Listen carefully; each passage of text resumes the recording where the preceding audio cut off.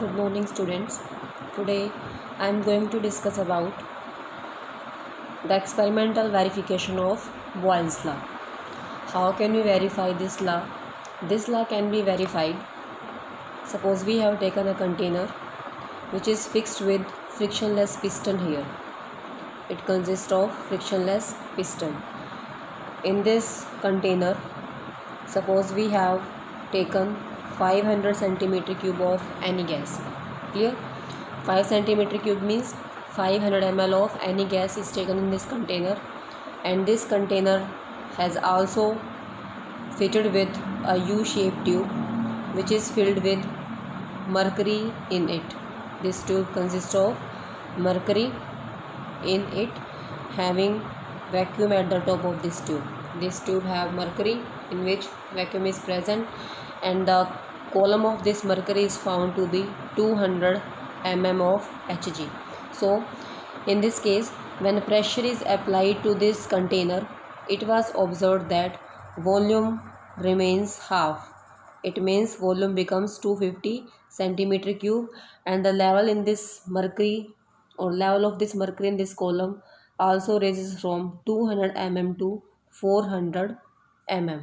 Means जैसे हमने pressure को अप्लाई किया, प्रेशर इंक्रीजेज हो गया, हमारा डबल हो गया, क्योंकि यहाँ पर हमारा प्रेशर था 200 mm और इस ट्यूब के अंदर प्रेशर हमारा हो गया 400 mm.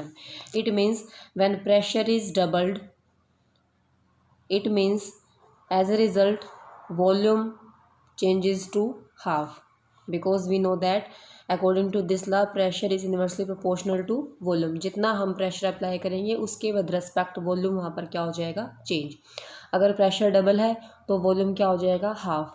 अगर प्रेशर हमने अप्लाई कर दिया 4 टाइम्स तो वॉल्यूम क्या हो जाएगा, volume decreases to 1/4. So this is the experimental verification of Boyle's law. Next is graphical verification of Boyle's law. How we can verify this law graphically. As we know, P is inversely proportional to V. This is the first equation, or this equation can be written as PV is equal to constant.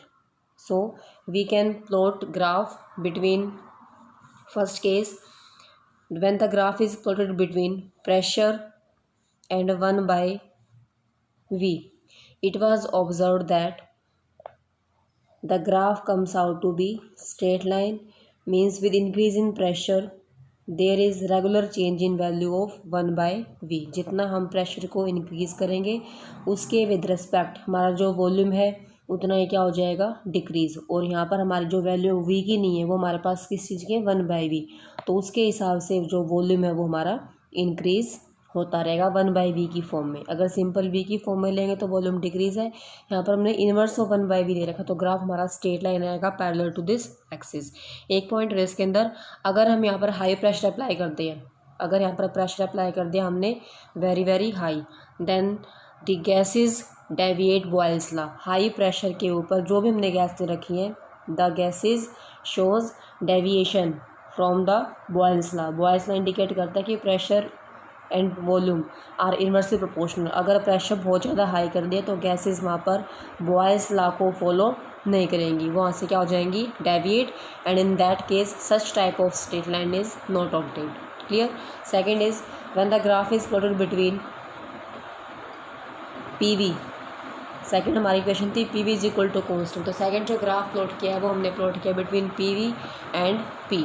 Now in this case the graph comes out to be straight line which is parallel to axis with respect to different temperature. Suppose this is the graph between pressure and volume product, and pressure when it is taken on x-axis and product is taken on the y-axis. At any temperature T1 the graph comes out to be straight line. क्योंकि हमारे पास value कैसी है, ये constant, तो constant value तभी आएगी. Clear है. अब यहाँ पर PV की वैल्यू क्या है, कांस्टेंट. हम चाहे जितना मर्जी से प्रेशर अप्लाई करें, PV remains constant at any fix temperature T1. Second case, suppose हमने टेम्परेचर को इंक्रीज़ कर दिया तो हमारे पास जो प्रोडक्ट आएगा PV एंड V थोड़ा सा इससे इंक्रीज़ होगा, लेकिन PV वर्सेस जो P के साथ एक्सिस है, again it comes out to be straight line at temperature T2. और हमारे पास दो डिफरेंट टेम्परेचर है. In this case temperature T2 is greater than temperature T1. High temperature पे जो प्रेशर वॉल्यूम का प्रोडक्ट है उसकी वैल्यू भी कैसे आ जाएगी, हाई। क्लियर। थर्ड है when graph is plotted between pressure and volume, when the graph is plotted between pressure and volume, now these two factors are inversely proportional, तो graph हमारे पास स्ट्रेट लाइन नहीं आएगा बल्कि हमारे पास क्या आएगा, कर्व आएगा इस टाइप से। ठीक है।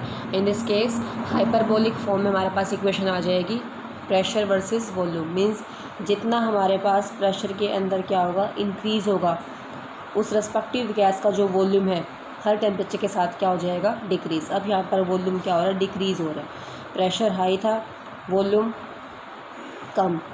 ठीक है, volume is also high. Next case है जितना हम प्रेशर को डिक्रीज़ करेंगे उस केस में जो वॉल्यूम है उसके विद रेस्पेक्ट वहाँ पर चेंजेस आएंगे, और एक पॉइंट आ जाएगा जब प्रेशर कम होगा तो उस केस में गैस का प्रेशर हाई होगा यहाँ पर, तो वॉल्यूम क्या हो जाएगा, less, because it will follow the straight line और the simple equation of Boyle's law that pressure is inversely proportional to 1/V. Next point is significance of Boyle's law. Next is significance of Boyle's law.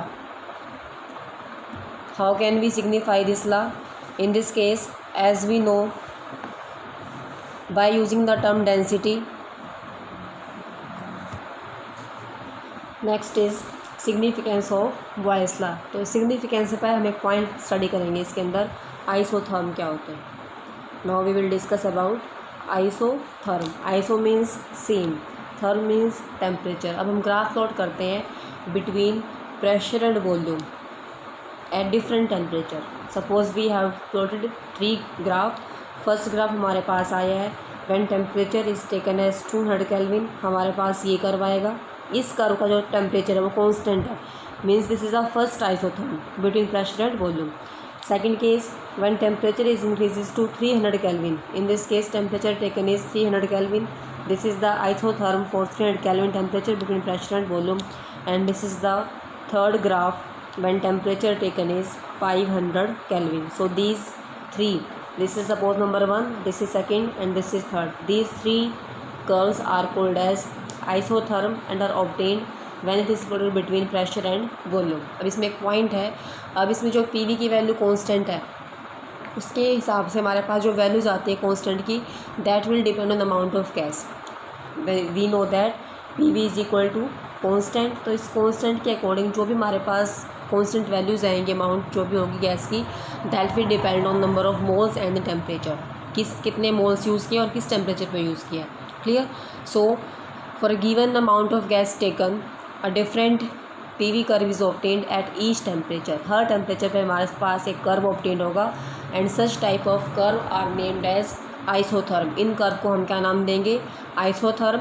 Similarly, when we plot pressure versus 1/V, when we plotted pressure versus 1/V, again we obtain different types of isotherm as shown here. अब हमारे पास isotherm कुछ इस तरह से आएंगे, pressure versus 1/V। ये graph हमने starting में किया था। इस केस में जो ग्राफ हमारा कैसा आता है, straight line. So here also we obtain 3 isotherm with respect to temperature T1, temperature T2 and temperature T3.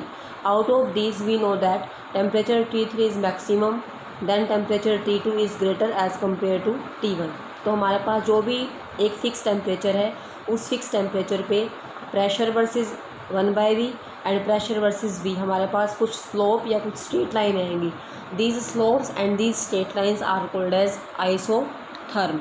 It means इस टेम्परेचर पे यहाँ पर वैल्यू कैसी होगी, फिक्स होगी टेम्परेचर की। जितना हमारे पास टेम्परेचर ज़्यादा होगा उस लाइन का स्लोप भी उतना ही ज़्यादा आएगा। ठीक है।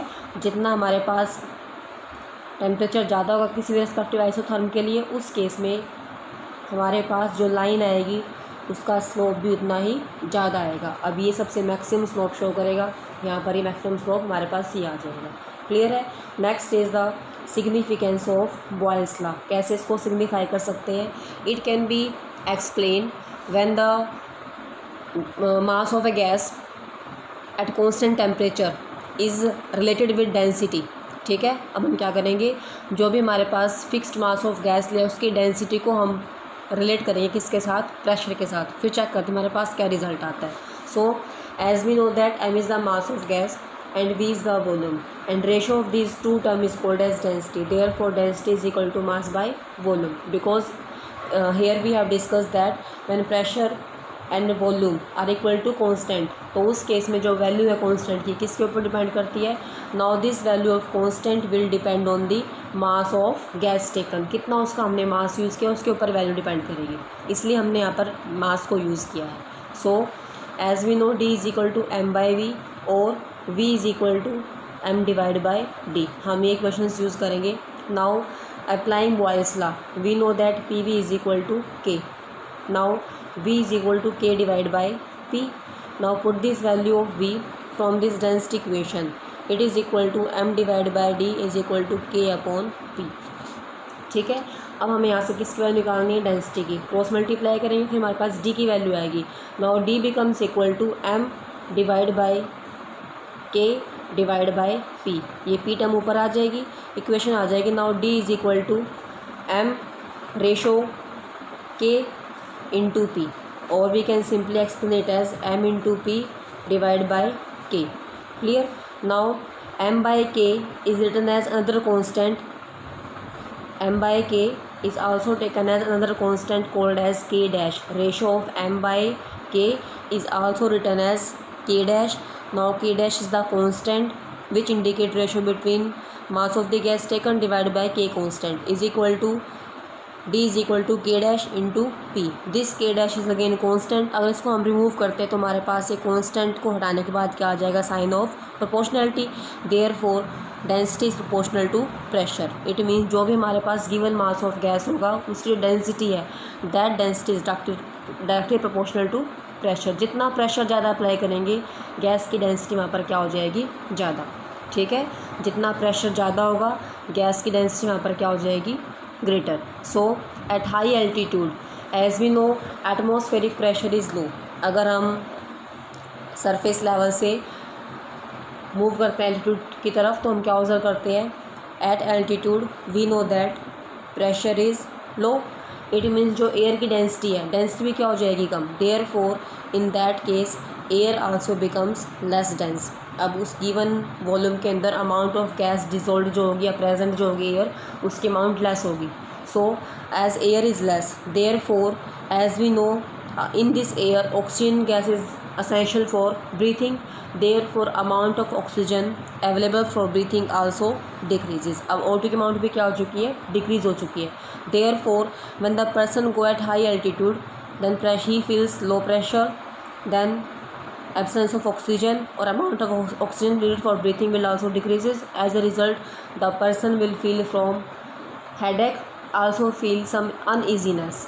क्लियर? क्योंकि इसको प्रॉपर अमाउंट में बॉडी के अंदर जो सेल्स एंड टिश्यूज़ हैं उसको प्रॉपर अमाउंट में O2 नहीं मिल पाएगा तो उसकी जो बॉडी है वो थोड़ा सा अनईजीनेस फील करेगी और person will suffer from headache.